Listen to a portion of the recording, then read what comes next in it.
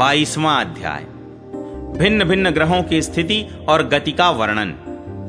राजा परीक्षित ने पूछा, भगवान, आपने जो कहा कि यद्यपि भगवान सूर्य राशियों की ओर जाते समय मेरु और ध्रुव को दाईं ओर रखकर चलते मालूम होते हैं, किंतु वस्तुतः उनकी गति दक्षिणावर्त नहीं होती। इस विषय को हम किस प्रकार समझें? श्री शुकदेव जी ने कहा, राजन, जैसे कुम्हार के घूमते हुए चाक पर बैठकर उसके साथ घूमती हुई चींटी आदि की अपनी गति उससे भिन्न ही है, क्योंकि वह भिन्न भिन्न समय में उस चक्र के भिन्न भिन्न स्थानों में देखी जाती है। उसी प्रकार नक्षत्र और राशियों से उपलक्षित काल चक्र में पड़कर ध्रुव और मेरु को दाएं रखकर घूमने वाले सूर्य आदि ग्रहों की गति वास्तव में उससे भिन्न ही है, क्योंकि वे काल भेद से भिन्न भिन्न राशि और नक्षत्रों में देख पड़ते हैं। वेद और विद्वान लोग भी जिनकी गति को जानने के लिए उत्सुक रहते हैं, वे साक्षात आदि पुरुष भगवान नारायण ही लोकों के कल्याण और कर्मों की शुद्धि के लिए अपने वेदमय विग्रह काल को 12 मासों में विभक्त कर वसंत आदि 6 ऋतुओं में उनके यथा योग्य गुणों का विधान करते हैं। इस लोक में वर्णाश्रम धर्म का अनुसरण करने वाले पुरुष वेदत्रयी द्वारा प्रतिपादित छोटे बड़े कर्मों से इंद्रादि देवताओं के रूप में और योग के साधनों से अंतर्यामी रूप में उनकी श्रद्धा पूर्वक आराधना करके सुगमता से ही परम पद प्राप्त कर सकते हैं। भगवान सूर्य संपूर्ण लोकों के आत्मा हैं। वे पृथ्वी और द्युलोक के मध्य में स्थित आकाश मंडल के भीतर काल चक्र में स्थित होकर 12 मासों को भोगते हैं, जो संवत्सर के अवयव हैं और मेष आदि राशियों के नाम से प्रसिद्ध हैं। इनमें से प्रत्येक मास चंद्रमान से शुक्ल और कृष्ण 2 पक्ष का, पितृमान से 1 रात और 1 दिन का तथा सौरमान से 2.25 नक्षत्र का बताया जाता है। जितने काल में सूर्यदेव इस संवत्सर का 6ठा भाग भोगते हैं, उसका वह अवयव ऋतु कहा जाता है। आकाश में भगवान सूर्य का जितना मार्ग है, उसका आधा वे जितने समय में पार कर लेते हैं, उसे एक अयन कहते हैं, तथा जितने समय में वे अपनी मंद, तीव्र और समान गति से स्वर्ग और पृथ्वी मंडल के सहित पूरे आकाश का चक्कर लगा जाते हैं, उसे अवांतर भेद से संवत्सर, परिवत्सर, इडावत्सर, अनुवत्सर अथवा वत्सर कहते हैं। इसी प्रकार सूर्य की किरणों से 1 लाख योजन ऊपर चंद्रमा है। उसकी चाल बहुत तेज है, इसलिए वह सब नक्षत्रों से आगे रहता है। यह सूर्य के 1 वर्ष के मार्ग को 1 मास में, 1 मास के मार्ग को 2.25 दिनों में और 1 पक्ष के मार्ग को 1 ही दिन में तय कर लेता है। यह कृष्ण पक्ष में क्षीण होती हुई कलाओं से पितृगण के और शुक्ल पक्ष में बढ़ती हुई कलाओं से देवताओं के दिन रात का विभाग करता है, तथा 30 मुहूर्तों में 1 नक्षत्र को पार करता है। अन्नमय और अमृतमय होने के कारण यही समस्त जीवों का प्राण और जीवन है। ये जो 16 कलाओं से युक्त मनोमय, अन्नमय, अमृतमय पुरुष स्वरूप भगवान चंद्रमा हैं, ये ही देवता, पितर, मनुष्य, भूत, पशु, पक्षी, सरीसृप और वृक्षादि समस्त प्राणियों के प्राणों का पोषण करते हैं, इसलिए इन्हें सर्वमय कहते हैं। चंद्रमा से 3 लाख योजन ऊपर अभिजीत के सहित 28 नक्षत्र हैं। भगवान ने इन्हें काल चक्र में नियुक्त कर रखा है, अतः ये मेरु को दाईं ओर रखकर घूमते रहते हैं। इनसे 2 लाख योजन ऊपर शुक्र दिखाई देता है। यह सूर्य की शीघ्र, मंद और समान गतियों के अनुसार उन्हीं के समान कभी आगे, कभी पीछे और कभी साथ साथ रहकर चलता है। यह वर्षा कराने वाला ग्रह है, इसलिए लोगों को प्रायः सर्वदा ही अनुकूल रहता है। इसकी गति से ऐसा अनुमान होता है कि यह वर्षा रोकने वाले ग्रहों को शांत कर देता है। शुक्र की गति के साथ साथ बुध की भी व्याख्या हो गई। शुक्र के अनुसार ही बुध की गति भी समझ लेनी चाहिए। यह चंद्रमा का पुत्र शुक्र से 2 लाख योजन ऊपर है। यह प्रायः मंगलकारी ही है, किंतु जब सूर्य की गति का उल्लंघन करके चलता है, तब बहुत अधिक आंधी, बादल और सूखे के भय की सूचना देता है। इससे 2 लाख योजन ऊपर मंगल है। वह यदि वक्र गति से न चले तो एक एक राशि को 3-3 पक्ष में भोगता हुआ 12 राशियों को पार करता है।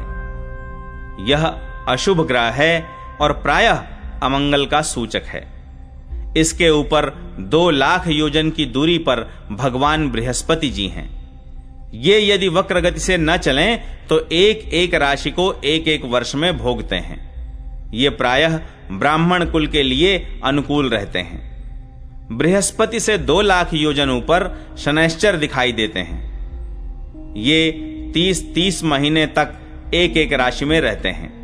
अतः इन्हें सब राशियों को पार करने में 30 वर्ष लग जाते हैं। ये प्रायः सभी के लिए अशांतिकारक हैं। इनके ऊपर 11 लाख योजन की दूरी पर कश्यपादि सप्तर्षि दिखाई देते हैं। ये सब लोगों की मंगल कामना करते हुए भगवान विष्णु के परम पद ध्रुवलोक की प्रदक्षिणा किया करते हैं। 23वां अध्याय शिशुमार चक्र का वर्णन। श्री शुकदेव जी कहते हैं, राजन, सप्तर्षियों से 13 लाख योजन ऊपर ध्रुवलोक है।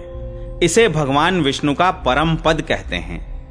यहां उत्तानपाद के पुत्र परम भगवत भक्त ध्रुव जी विराजमान हैं। अग्नि, इंद्र, प्रजापति कश्यप और धर्म, ये सब एक साथ अत्यंत आदर पूर्वक इनकी प्रदक्षिणा करते रहते हैं।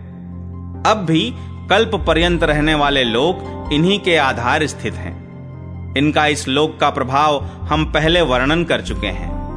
सदा जागते रहने वाले अव्यक्त गति भगवान काल के द्वारा जो ग्रह नक्षत्रादि ज्योतिर्गण निरंतर घुमाए जाते हैं, भगवान ने ध्रुवलोक को ही उन सब के आधार स्तंभ रूप से नियुक्त किया है। अतः यह एक ही स्थान में रहकर सदा प्रकाशित होता है। जिस प्रकार दाएं चलाने के समय अनाज को खूंदने वाले पशु छोटी, बड़ी और मध्यम रस्सी में बंधकर क्रमशः निकट, दूर और मध्य में रहकर खंभे के चारों ओर मंडल बांधकर घूमते रहते हैं, उसी प्रकार सारे नक्षत्र और ग्रहगण बाहर भीतर के क्रम से इस काल चक्र में नियुक्त होकर ध्रुवलोक का ही आश्रय लेकर वायु की प्रेरणा से कल्प के अंत तक घूमते रहते हैं। जिस प्रकार मेघ और बाज आदि पक्षी अपने कर्मों की सहायता से वायु के अधीन रहकर आकाश में उड़ते रहते हैं, उसी प्रकार ये ज्योतिर्गण भी प्रकृति और पुरुष के संयोगवश अपने अपने कर्मों के अनुसार चक्कर काटते रहते हैं, पृथ्वी पर नहीं गिरते। कोई कोई पुरुष भगवान की योग माया के आधार पर स्थित इस ज्योतिष चक्र का शिशुमार अर्थात सूंस के रूप में वर्णन करते हैं। यह शिशुमार कुंडली मारे हुए है और इसका मुख नीचे की ओर है। इसकी पूंछ के सिरे पर ध्रुव स्थित है। पूंछ के मध्य भाग में प्रजापति, अग्नि, इंद्र और धर्म हैं। पूंछ की जड़ में धाता और विधाता हैं। इसके कटि प्रदेश में सप्तर्षि हैं। यह शिशुमार दाहिनी ओर को सिकुड़कर कुंडली मारे हुए है। ऐसी स्थिति में अभिजित से लेकर पुनर्वसु पर्यंत जो उत्तरायण के 14 नक्षत्र हैं, वे इसके दाहिने भाग में हैं और पुष्य से लेकर उत्तराषाढ़ा पर्यंत जो दक्षिणायन के 14 नक्षत्र हैं, वे बाएं भाग में हैं। लोक में भी जब शिशुमार कुंडलाकार होता है, तब उसके दोनों ओर के अंगों की संख्या समान रहती है। उसी प्रकार यहां नक्षत्र संख्या में भी समानता है। इसकी पीठ में अजवीथी अर्थात मूल, पूर्वाषाढ़ा और उत्तराषाढ़ा नाम के 3 नक्षत्रों का समूह है और उदर में आकाश गंगा है। राजन, इसके दाहिने और बाएं कटि तटों में पुनर्वसु और पुष्य नक्षत्र हैं। पीछे के दाहिने और बाएं चरणों में आर्द्रा और आश्लेषा नक्षत्र हैं तथा दाहिने और बाएं नथुनों में क्रमशः अभिजित और उत्तराषाढ़ा है। इसी प्रकार दाहिने और बाएं नेत्रों में श्रवण और पूर्वाषाढ़ा एवं दाहिने और बाएं कानों में धनिष्ठा और मूल नक्षत्र हैं। मघा आदि दक्षिणायन के 8 नक्षत्र बाईं पसलियों में और विपरीत क्रम से मृगशिरा आदि उत्तरायण के 8 नक्षत्र दाहिनी पसलियों में हैं। शतभिषा और ज्येष्ठा ये 2 नक्षत्र क्रमशः दाहिने और बाएं कंधों की जगह हैं। इसकी ऊपर की थूथनी में अगस्त्य, नीचे की ठोड़ी में नक्षत्र रूप यम, मुखों में मंगल, लिंग प्रदेश में शनि, ककुद में बृहस्पति, छाती में सूर्य, हृदय में नारायण, मन में चंद्रमा, नाभि में शुक्र, स्तनों में अश्विनी कुमार, प्राण और अपान में बुध, गले में राहु, समस्त अंगों में केतु और रोमों में संपूर्ण तारागण स्थित हैं। राजन, यह भगवान विष्णु का सर्वदेवमय स्वरूप है। इसका नित्य प्रति सायंकाल के समय पवित्र और मौन होकर दर्शन करते हुए चिंतन करना चाहिए तथा इस मंत्र का जप करते हुए भगवान की स्तुति करनी चाहिए।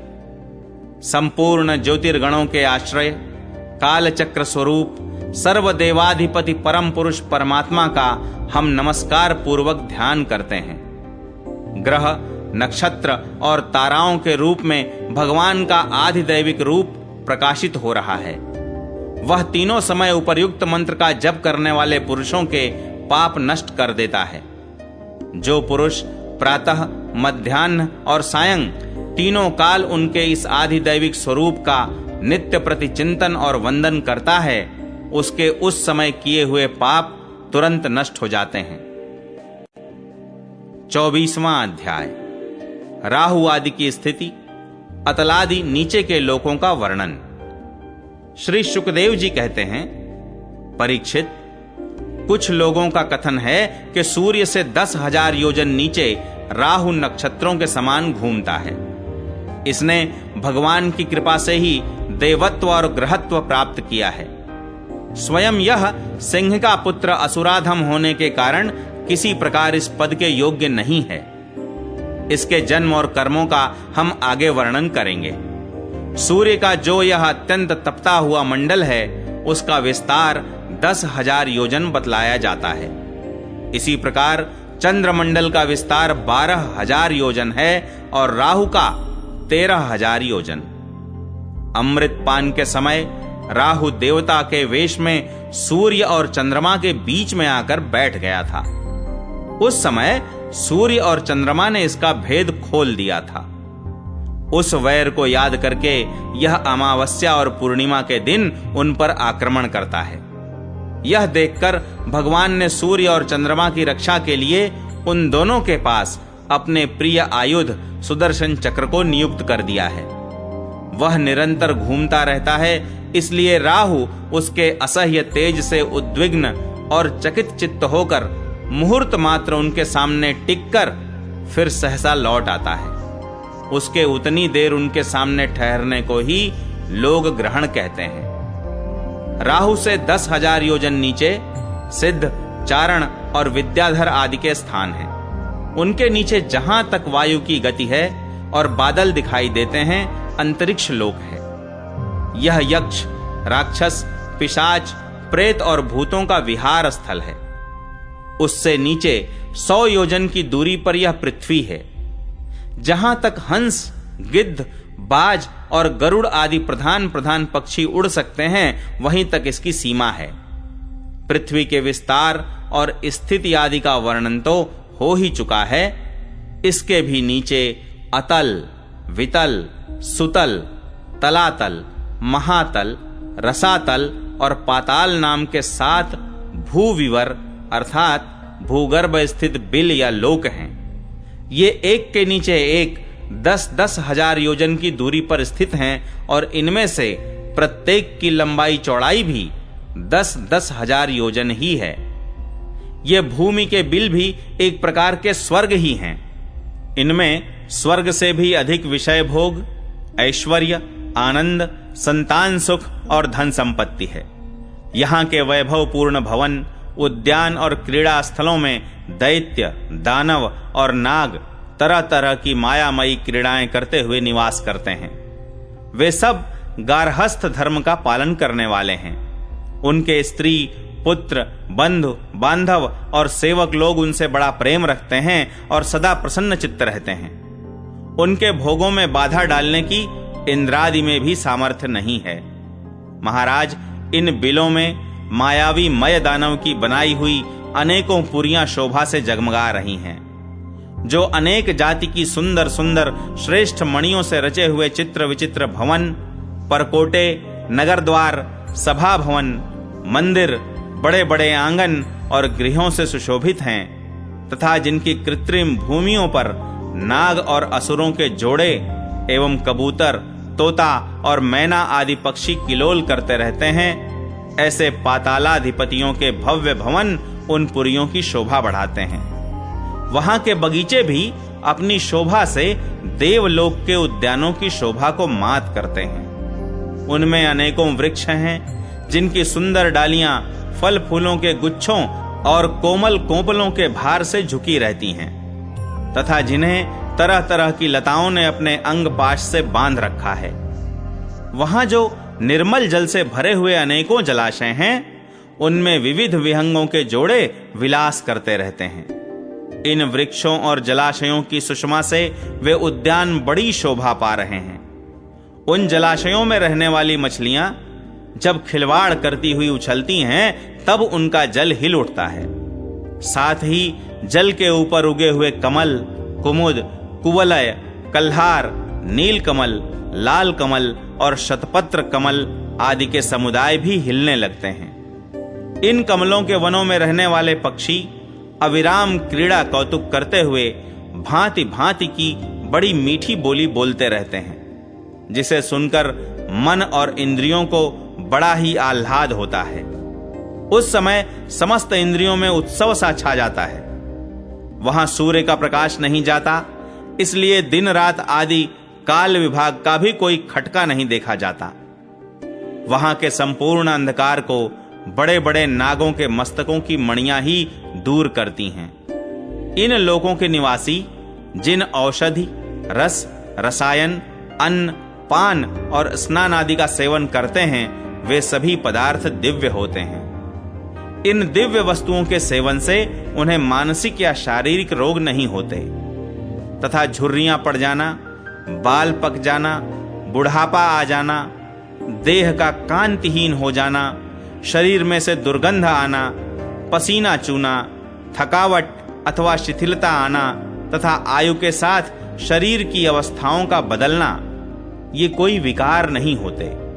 वे सदा सुंदर, स्वस्थ, जवान और शक्ति संपन्न रहते हैं। उन पुण्य पुरुषों की भगवान के तेज रूप सुदर्शन चक्र के सिवा और किसी साधन से मृत्यु नहीं हो सकती। सुदर्शन चक्र के तो आते ही भय के कारण असुर रमणियों का गर्भस्राव और गर्भपात हो जाता है। अतल लोक में मय दानव का पुत्र असुर बल रहता है। उसने 96 प्रकार की माया रची है। उनमें से कोई कोई आज भी मायावी पुरुषों में पाई जाती है। उसने एक बार जम्हाई ली थी। उस समय उसके मुख से स्वैरिणी अर्थात केवल अपने वर्ण के पुरुषों से रमण करने वाली, कामिनी अर्थात अन्य वर्णों के पुरुषों से भी समागम करने वाली, और पुंसचली अर्थात अत्यंत चंचल स्वभाव वाली 3 प्रकार की स्त्रियां उत्पन्न हुईं। ये उस लोक में रहने वाले पुरुषों को हाटक नाम का रस पिलाकर संभोग करने में समर्थ बना लेती हैं, और फिर उनके साथ अपनी हाव भावमयी चितवन, प्रेममयी मुस्कान, प्रेमालाप और आलिंगन आदि के द्वारा यथेष्ट रमण करती हैं। उस हाटक रस को पीकर मनुष्य मदांध सा हो जाता है और अपने को 10,000 हाथियों के समान बलवान समझकर मैं ईश्वर हूं, मैं सिद्ध हूं, इस प्रकार बढ़ बढ़कर बातें करने लगता है। उसके नीचे वितल लोक में भगवान हाटकेश्वर नामक महादेव जी अपने पार्षद भूत गणों के सहित रहते हैं। वे प्रजापति की सृष्टि की वृद्धि के लिए भवानी के साथ विहार करते रहते हैं। उन दोनों के तेज से वहां हाटकी नाम की एक श्रेष्ठ नदी निकली है।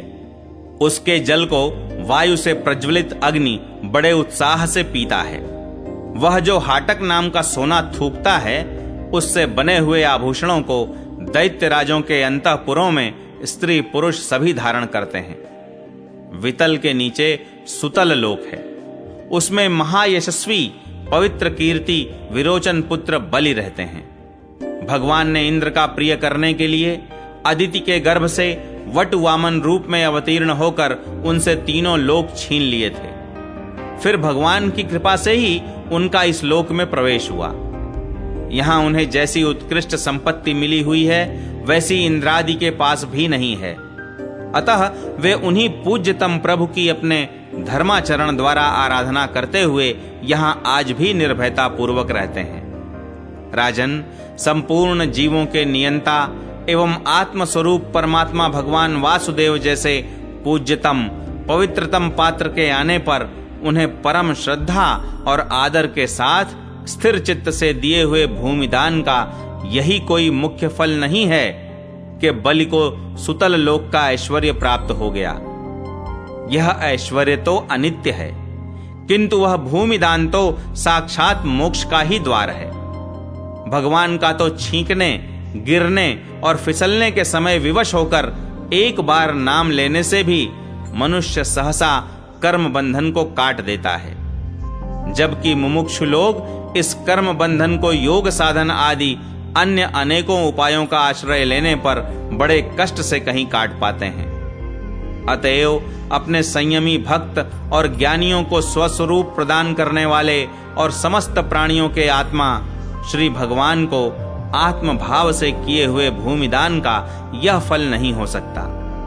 भगवान ने यदि बलि को उसके सर्वस्व दान के बदले अपनी विस्मृति कराने वाला यह मायामय भोग और ऐश्वर्य ही दिया तो उन्होंने उस पर यह कोई अनुग्रह नहीं किया।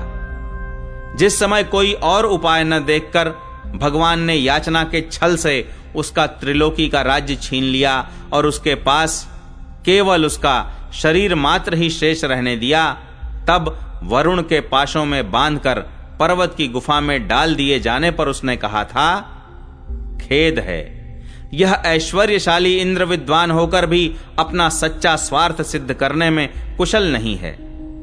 इसने सम्मति लेने के लिए अनन्य भाव से बृहस्पति जी को अपना मंत्री बनाया, फिर भी उनकी अवहेलना करके इसने श्री विष्णु भगवान से उनका दास्य न मांगकर उनके द्वारा मुझसे अपने लिए ये भोग ही मांगे। ये तीन लोग तो केवल एक मनवंतर तक ही रहते हैं, जो अनंत काल का एक अवयव मात्र है। भगवान के कैंकर्य के आगे भला इन तुच्छ भोगों का क्या मूल्य है। हमारे पितामह प्रहलाद जी ने भगवान के हाथों अपने पिता हिरण्यकश्यप के मारे जाने पर प्रभु की सेवा का ही वर मांगा था। भगवान देना भी चाहते थे, तो भी उनसे दूर करने वाला समझकर उन्होंने अपने पिता का निष्कंटक राज्य लेना स्वीकार नहीं किया। वे बड़े महानुभाव थे। मुझ पर तो न भगवान की कृपा ही है और न मेरी वासनाएं ही शांत हुई हैं। फिर मेरे जैसा कौन पुरुष उनके पास पहुंचने का साहस कर सकता है। राजन, इस बलि का चरित्र हम आगे विस्तार से कहेंगे।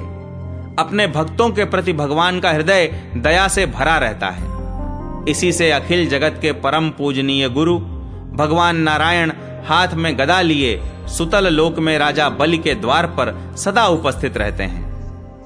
एक बार जब दिग्विजय करता हुआ घमंडी रावण वहां पहुंचा, तब उसे भगवान ने अपने पैर के अंगूठे की ठोकर से ही लाखों योजन दूर फेंक दिया था। सुतल लोक से नीचे तलातल है, वहां त्रिपुराधिपति दानवराज मय रहता है।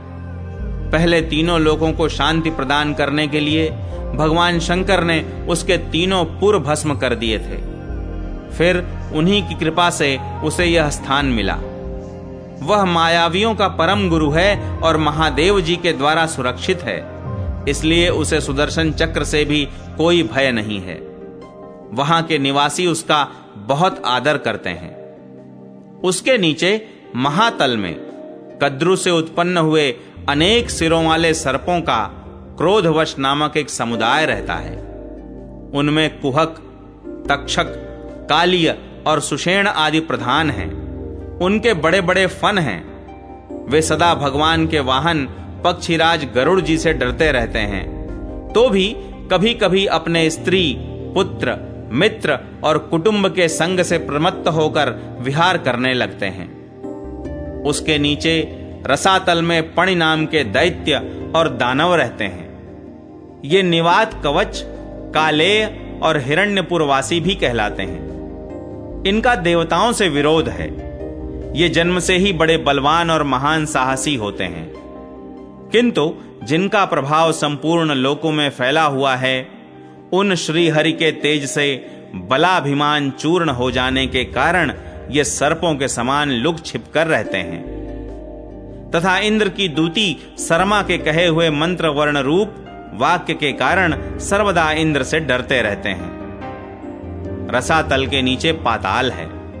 वहां शंख, कुलिक, महाशंख, श्वेत, धनंजय, धृतराष्ट्र, शंखचूड़, कंबल, अश्वतर और देवदत्त आदि बड़े क्रोधी और बड़े बड़े फनों वाले नाग रहते हैं। इनमें वासुकी प्रधान है।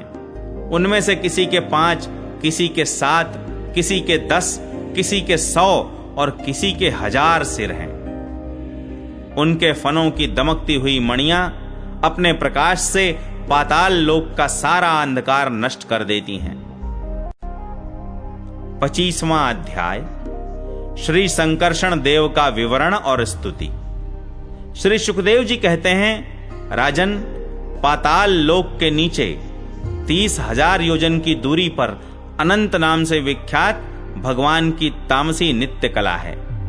यह अहंकार रूपा होने से दृष्टा और दृश्य को खींचकर एक कर देती है। इसलिए 5 रात्र आगम के अनुयायी भक्तजन इसे संकर्षण कहते हैं। इन भगवान अनंत के 1000 मस्तक हैं। उनमें से एक पर रखा हुआ यह सारा भूमंडल सरसों के दाने के समान दिखाई देता है। प्रलय काल उपस्थित होने पर जब इन्हें इस विश्व का उपसंहार करने की इच्छा होती है, तब इनकी क्रोधवश घूमती हुई मनोहर भ्रिकुटियों के माध्यम से संकर्षण नामक रुद्र प्रकट होते हैं। उनकी व्यूह संख्या 11 है।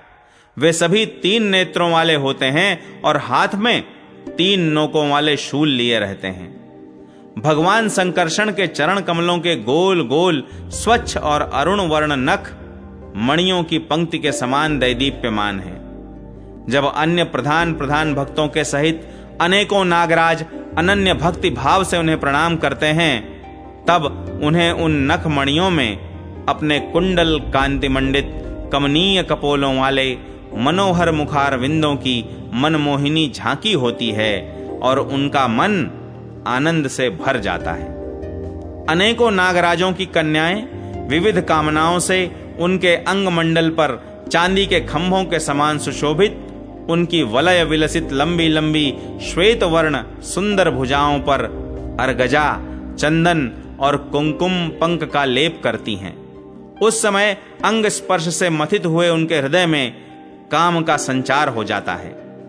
तब वे उनके मद विह्वल सकरुण अरुण नयन कमलों से सुशोभित तथा प्रेम मद से मुदित मुखार विंद की ओर मधुर मनोहर मुस्कान के साथ सलज्ज भाव से निहारने लगती हैं।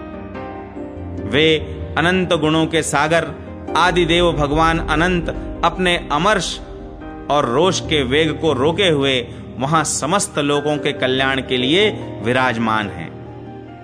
देवता, असुर, नाग, सिद्ध, गंधर्व, विद्याधर और मुनिगण भगवान अनंत का ध्यान किया करते हैं। उनके नेत्र निरंतर प्रेम मद से मुदित, चंचल और विह्वल रहते हैं। वे सुललित वचनामृत से अपने पार्षद और देवयूथपों को संतुष्ट करते रहते हैं। उनके अंग पर नीलांबर और कानों में केवल एक कुंडल जगमगाता रहता है तथा उनका सुभग और सुंदर हाथ हल्की मूठ पर रखा रहता है। वे उदार लीलामय भगवान संकर्षण गले में वैजयंती माला धारण किए रहते हैं, जो साक्षात इंद्र के हाथी ऐरावत के गले में पड़ी हुई सुवर्ण की श्रृंखला के समान जान पड़ती है, जिसकी कांति कभी फीकी नहीं पड़ती। ऐसी नवीन तुलसी की गंध और मधुर मकरंद से उन्मत्त हुए भौरे निरंतर मधुर गुंजार करके उसकी शोभा बढ़ाते रहते हैं। परीक्षित, इस प्रकार भगवान अनंत महात्म्य श्रवण और ध्यान करने से मुमुक्षुओं के हृदय में आविर्भूत होकर उनकी अनादिकालीन कर्म वासनाओं से ग्रथित सत्व, रज और तमो गुणात्मक अविद्यामयी हृदय ग्रंथि को तत्काल काट डालते हैं। उनके गुणों का एक बार ब्रह्मा जी के पुत्र भगवान नारद ने तुम्बुरु गंधर्व के साथ ब्रह्मा जी की सभा में इस प्रकार गान किया था, जिनकी दृष्टि पड़ने से ही जगत की उत्पत्ति, स्थिति और प्रलय के हेतुभूत सत्वादि प्राकृत गुण अपने अपने कार्य में समर्थ होते हैं, जिनका स्वरूप ध्रुव और अकृत है तथा जो अकेले होते हुए ही इस नानात्मक प्रपंच को अपने में धारण किए हुए हैं, उन भगवान संकर्षण के तत्व को कोई कैसे जान सकता है, जिनमें यह कार्य कारण रूप सारा प्रपंच भास रहा है तथा अपने निज जनों का चित्त आकर्षित करने के लिए की हुई जिनकी वीरता पूर्ण लीला को परम पराक्रमी सिंह ने आदर्श मानकर अपनाया है, उन उदार वीर्य संकर्षण भगवान ने हम पर बड़ी कृपा करके यह विशुद्ध सत्वमय स्वरूप धारण किया है। जिनके सुने सुनाए नाम का कोई पीड़ित अथवा पतित पुरुष अकस्मात अथवा हंसी में भी उच्चारण कर लेता है, तो वह पुरुष दूसरे मनुष्यों के भी सारे पापों को तत्काल नष्ट कर देता है। ऐसे शेष भगवान को छोड़कर मुमुक्षु पुरुष और किसका आश्रय ले सकता है? यह पर्वत, नदी और समुद्र आदि से पूर्ण संपूर्ण भूमंडल उन सहस्त्र शीर्षा भगवान के एक मस्तक पर एक रजह कण के समान रखा हुआ है। वे अनंत हैं, इसलिए उनके पराक्रम का कोई परिमाण नहीं है। किसी के 1000 जीभें हों तो भी उन सर्वव्यापक भगवान के पराक्रमों की गणना करने का साहस वह कैसे कर सकता है? वास्तव में उनके वीर्य, अतिशय गुण और प्रभाव असीम हैं। ऐसे प्रभावशाली भगवान अनंत रसातल के मूल में अपनी ही महिमा में स्थित स्वतंत्र हैं और संपूर्ण लोगों की स्थिति के लिए लीला से ही पृथ्वी को धारण किए हुए हैं। राजन, भोगों की कामना वाले पुरुषों की अपने कर्मों के अनुसार प्राप्त होने वाली भगवान की रची हुई ये ही गतियां हैं। इन्हें जिस प्रकार मैंने गुरु मुख से सुना था, उसी प्रकार तुम्हें सुना दिया। मनुष्य को प्रवृत्ति रूप धर्म के परिणाम में प्राप्त होने वाली जो परस्पर विलक्षण ऊंची नीची गतियां हैं, वे इतनी ही हैं। इन्हें तुम्हारे प्रश्न के अनुसार मैंने सुना दिया। अब बताओ और क्या सुनाऊं? 26वां अध्याय, नरकों की विभिन्न गतियों का वर्णन। राजा परीक्षित ने पूछा, महर्षि, लोगों को जो ये ऊंची नीची गतियां प्राप्त होती हैं, उनमें इतनी विभिन्नता क्यों है? श्री शुकदेव जी ने कहा, राजन, कर्म करने वाले पुरुष सात्विक, राजस और तामस 3 प्रकार के होते हैं तथा उनकी श्रद्धाओं में भी भेद रहता है। इस प्रकार स्वभाव और श्रद्धा के भेद से उनके कर्मों की गतियां भी भिन्न भिन्न होती हैं और न्यूनाधिक रूप में ये सभी गतियां सभी कर्ताओं को प्राप्त होती हैं। इसी प्रकार निषिद्ध कर्म रूप पाप करने वालों को भी उनकी श्रद्धा की असमानता के कारण समान फल नहीं मिलता। अतः अनादि अविद्या के वशीभूत होकर कामना पूर्वक किए हुए उन निषिद्ध कर्मों के परिणाम में जो हजारों तरह की नारकी गतियां होती हैं, उनका विस्तार से वर्णन करेंगे। राजा परीक्षित ने पूछा, भगवन, आप जिनका वर्णन करना चाहते हैं, वे नरक इसी पृथ्वी के कोई देश विशेष हैं अथवा त्रिलोकी से बाहर या इसी के भीतर किसी जगह हैं? श्री शुकदेव जी ने कहा, राजन, वे त्रिलोकी के भीतर ही हैं तथा दक्षिण की ओर पृथ्वी से नीचे जल के ऊपर स्थित हैं। इसी दिशा में अग्निश्वात्त आदि पितृगण रहते हैं। वे अत्यंत एकाग्रता पूर्वक अपने वंशधरों के लिए मंगल कामना किया करते हैं। उस नरक लोक में सूर्य के पुत्र पितृराज भगवान यम अपने सेवकों के सहित रहते हैं तथा भगवान की आज्ञा का उल्लंघन न करते हुए अपने दूतों द्वारा वहां लाए हुए मृत प्राणियों को उनके दुष्कर्मों के अनुसार पाप का फल दंड देते हैं। परीक्षित, कोई कोई लोग नरकों की संख्या 21 बताते हैं। अब हम नाम, रूप और लक्षणों के अनुसार उनका क्रमशः वर्णन करते हैं। उनके नाम ये हैं: तामिस्त्र, अंधतामिस्त्र, रौरव, महारौरव, कुंभीपाक, कालसूत्र, असिपत्रवन, सूकरमुख, अंधकूप, कृमि भोजन, संदंश, तप्तसूर्मी, वज्र कंटक शाल्मली, वैतरणी, पुयोद, प्राणरोध, विशसन, लालाभक्ष, सारमेयादन, अवीची और अयहपान। इनके सिवा क्षार कर्दम, रक्षोगण भोजन, शूल प्रोत, दंदशूक, अवट निरोधन, पर्यावर्तन और सूची मुख, ये 7 और मिलाकर कुल 28 नरक तरह तरह की यातनाओं को भोगने के स्थान हैं। जो पुरुष दूसरों के धन, संतान अथवा स्त्रियों का हरण करता है, उसे अत्यंत भयानक यमदूत कालपाश में बांधकर बलात्कार से तामिस्र नरक में गिरा देते हैं। उस अंधकारमय नरक में उसे अन्न जल न देना, डंडे लगाना और भय दिखलाना आदि अनेक प्रकार के उपायों से पीड़ित किया जाता है। इससे अत्यंत दुखी होकर वह एकाएक मूर्छित हो जाता है। इसी प्रकार जो पुरुष किसी दूसरे को धोखा देकर उसकी स्त्री आदि को भोगता है, वह अंधता मिश्र नरक में पड़ता है। वहां की यातनाओं में पड़कर वह जड़ से कटे हुए वृक्ष के समान वेदना के मारे सारी सुध बुध खो बैठता है और उसे कुछ भी नहीं सूझ पड़ता। इसी से इस नरक को अंधता मिश्र कहते हैं। जो पुरुष इस लोक में यह शरीर ही मैं हूं और ये स्त्री धन आदि मेरे हैं, ऐसी बुद्धि से दूसरे प्राणियों से द्रोह करके निरंतर अपने कुटुंब के ही पालन पोषण में लगा रहता है, वह अपना शरीर छोड़ने पर अपने पाप के कारण स्वयं ही रौरव नरक में गिरता है। इस लोक में उसने जिन जीवों को जिस प्रकार कष्ट पहुंचाया होता है, परलोक में यम यातना का समय आने पर वे जीव रुरु होकर उसे उसी प्रकार कष्ट पहुंचाते हैं। इसीलिए इस नरक का नाम रौरव है। रुरु सर्प से भी अधिक क्रूर स्वभाव वाले एक जीव का नाम है। ऐसा ही महारौरव नरक है। इसमें वह व्यक्ति जाता है जो और किसी की परवाह न कर केवल अपने ही शरीर का पालन पोषण करता है। वहां कच्चा मांस खाने वाले रुरु इसे मांस के लोभ से काटते हैं। जो क्रूर मनुष्य इस लोक में अपना पेट पालने के लिए जीवित पशु या पक्षियों को रांधता है, उस हृदयहीन राक्षसों से भी गए बीते पुरुष को यमदूत कुंभी पाक नरक में ले जाकर खौलते हुए तेल में रांधते हैं। जो मनुष्य इस लोक में माता पिता, ब्राह्मण और वेद से विरोध करता है, उसे यमदूत कालसूत्र नरक में ले जाते हैं। इसका घेरा 10,000 योजन है। इसकी भूमि तांबे की है।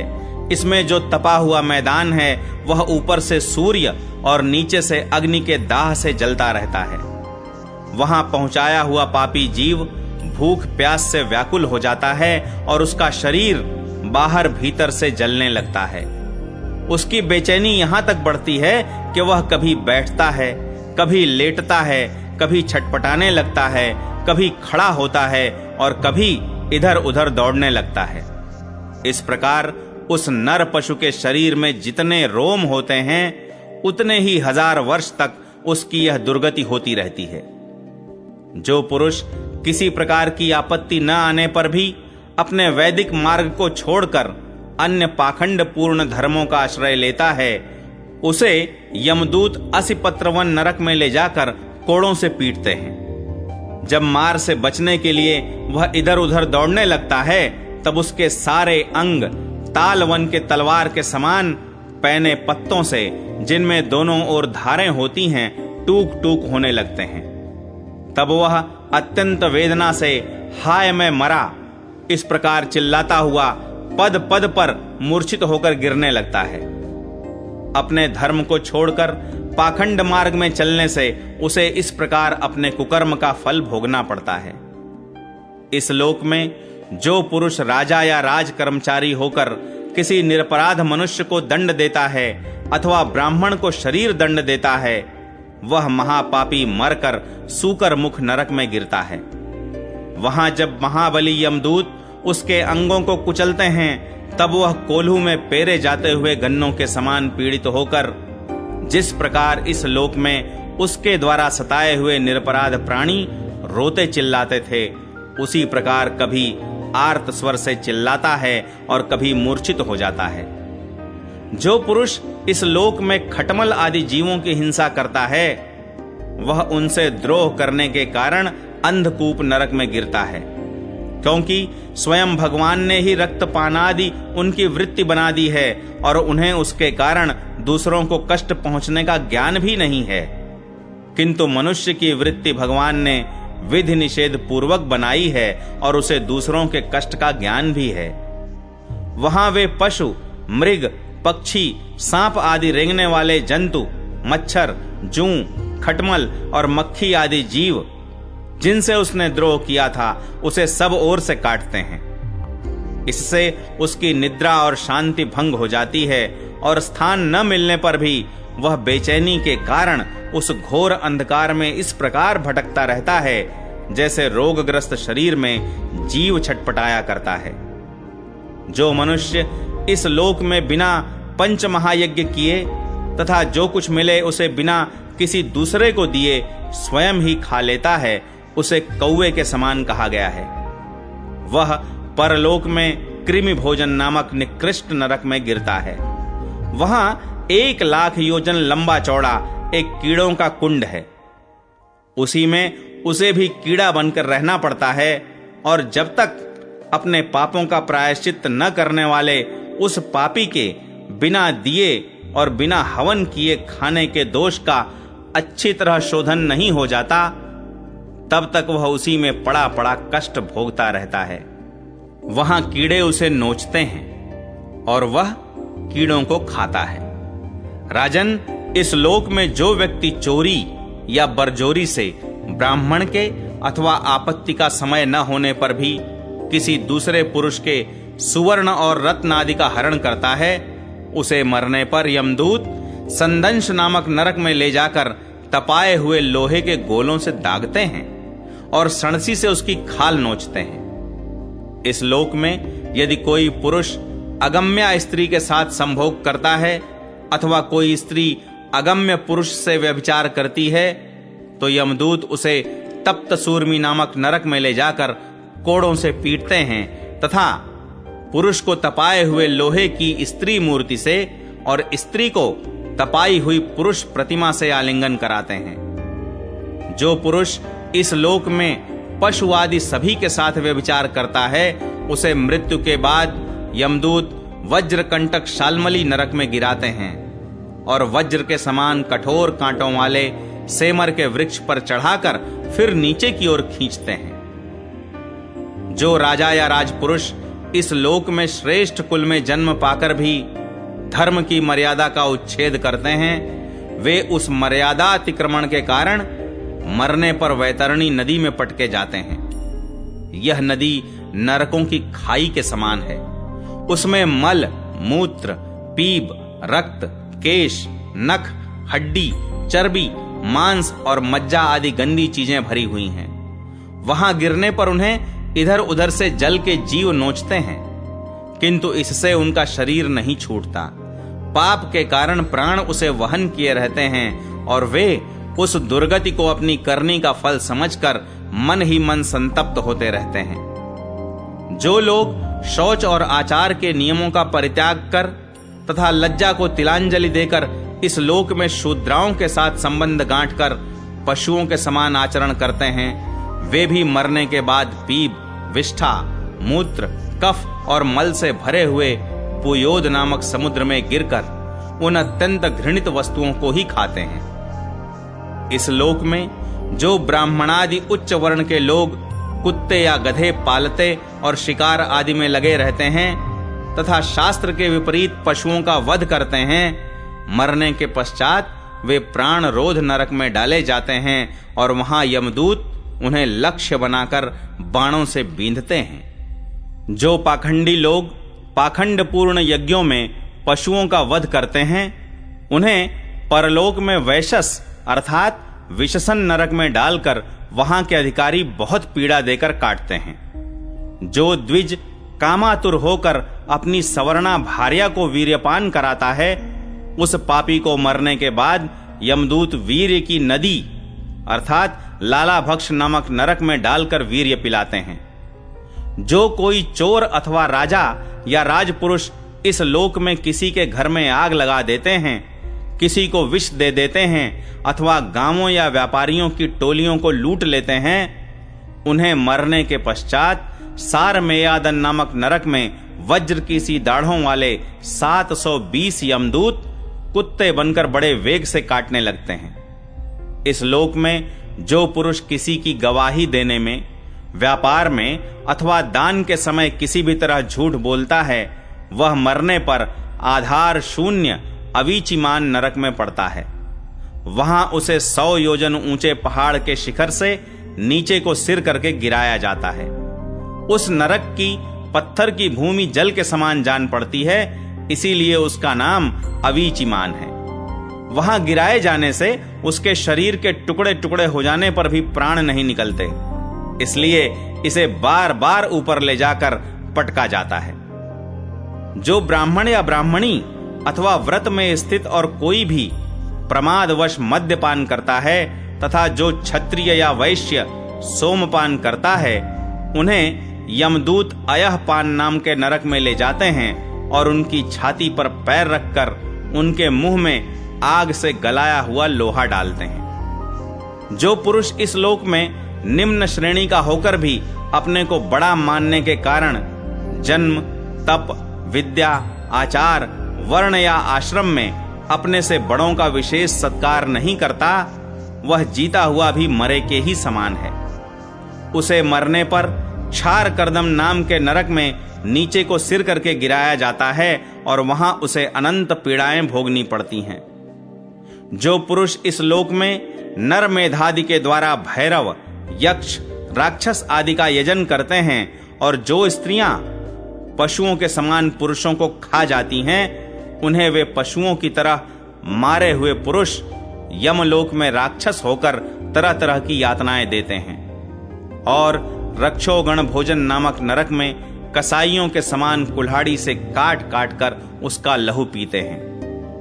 तथा जिस प्रकार वे मांस भोजी पुरुष इस लोक में उनका मांस भक्षण करके आनंदित होते थे, उसी प्रकार वे भी उनका रक्तपान करते और आनंदित होकर नाचते गाते हैं। इस लोक में जो लोग वन या गांव के निरपराध जीवों को, जो सभी अपने प्राणों को रखना चाहते हैं, तरह तरह के उपायों से फुसलाकर अपने पास बुला लेते हैं और फिर उन्हें कांटे से बेधकर या रस्सी से बांधकर खिलवाड़ करते हुए तरह तरह की पीड़ाएं देते हैं, उन्हें भी मरने के पश्चात यम यातनाओं के समय शूलप्रोत नामक नरक में शूलों से बेधा जाता है।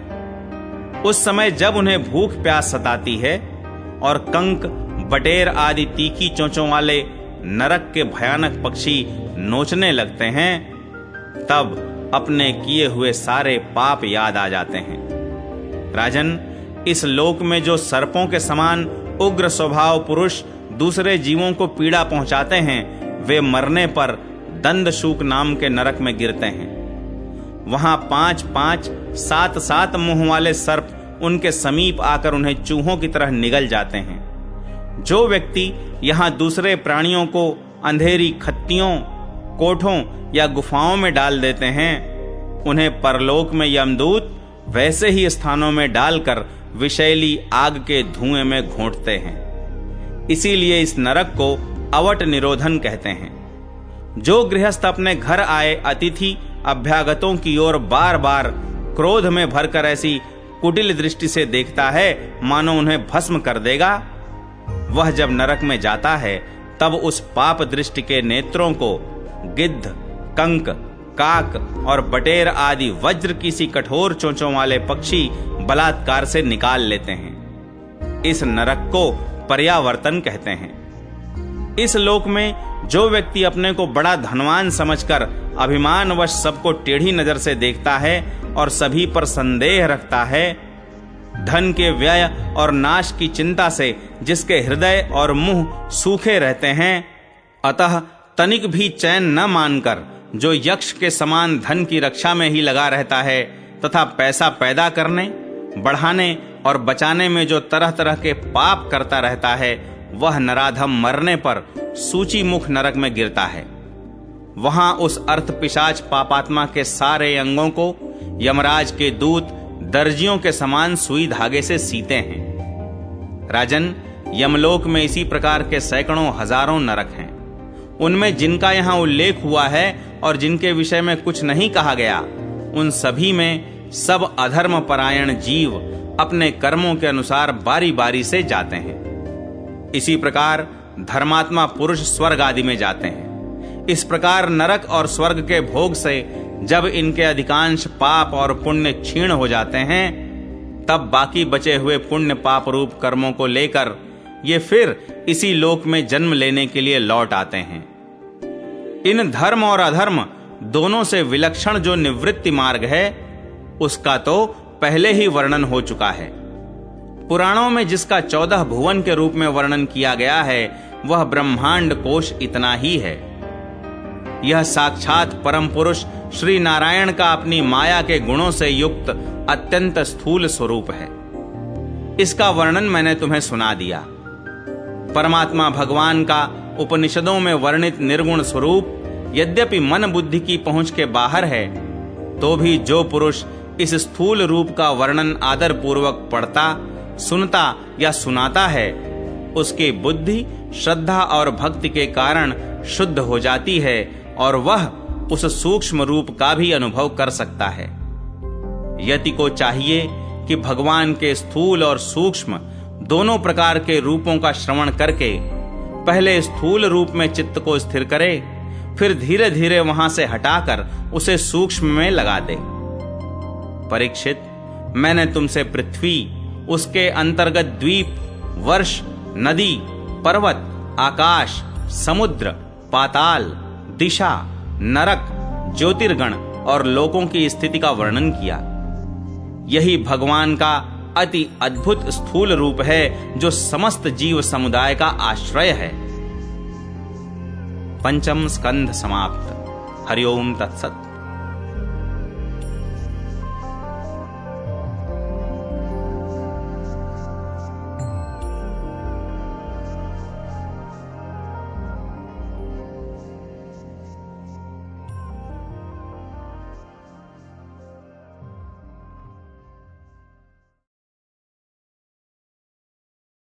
हरिओम तत्सत।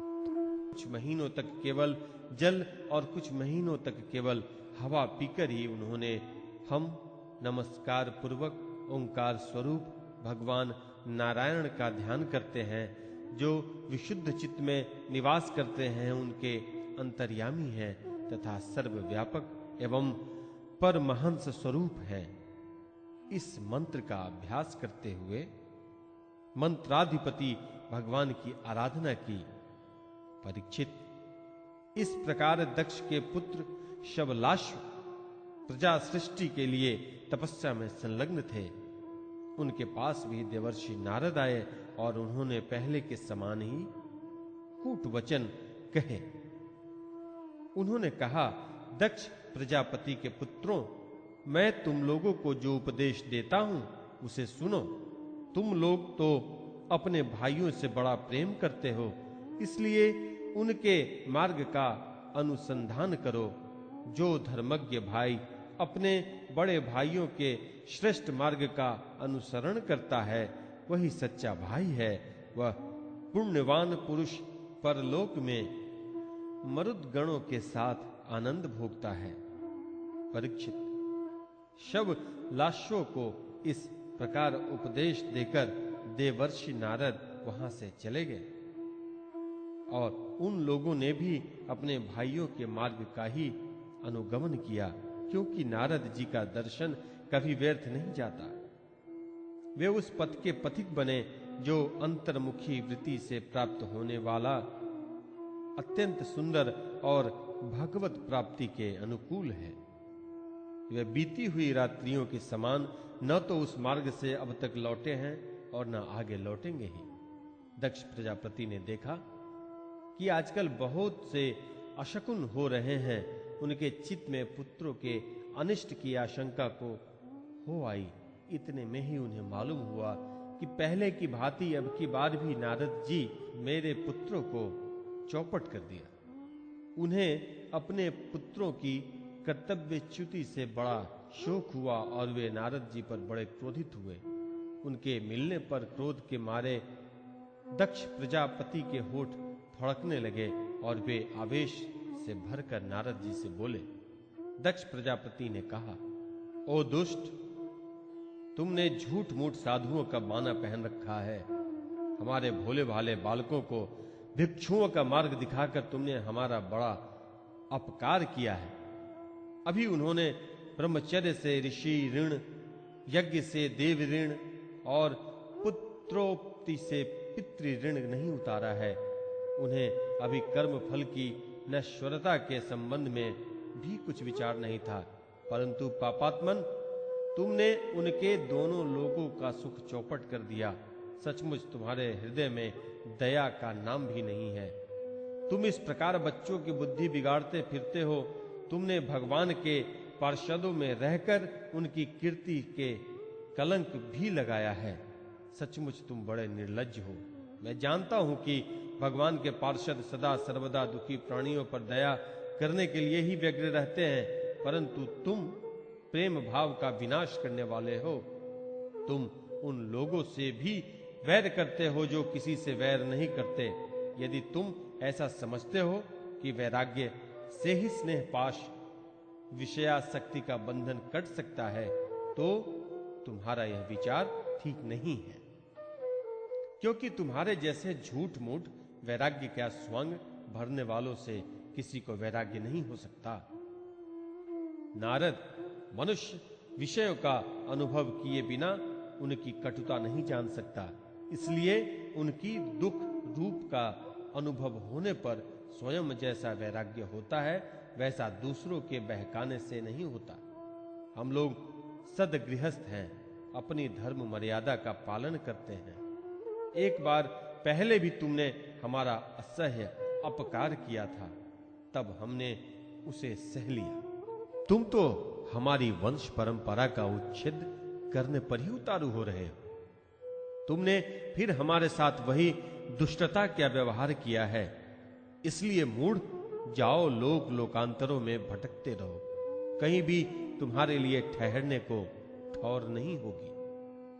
श्री सुखदेव जी कहते हैं, परीक्षित, संत शिरोमणि देवर्षि नारद ने बहुत अच्छा कहकर दक्ष का शाप स्वीकार कर लिया।